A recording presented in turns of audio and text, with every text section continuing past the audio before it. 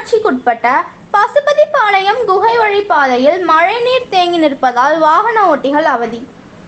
கரூர் மாநகராட்சிக்குட்பட்ட பசுபதிபாளையம் வடக்கு தெரு பகுதியை இணைக்கும் ரயில்வே மேம்பாலத்திற்கு கீழ் உள்ள குகை வழி பாதையில் கரூரில் நேற்று சுமார் 1 மணி நேரத்திற்கு மேலாக பெய்த கனமழையின் காரணமாக முழங்கால் அளவிற்கு தண்ணீர் தேங்கியுள்ளது. இதனால் அப்பகுதியை கடந்து செல்லும் வாகன ஓட்டிகள் கடும் அவதி அடைந்தனர். மேலும் சில வாகனங்கள் பழுதாகி மழைநீரில் தள்ளி கொண்டு வருகின்றனர். மாநகராட்சி தண்ணீர் உறிஞ்சும் வாகனம் பழுதானதால் தனியார் வாகனம் மூலமாக மழைநீரை அப்புறப்படுத்தி வருகின்றனர் மாநகராட்சி ஊழியர்கள் என்பது குறிப்பிடத்தக்கது.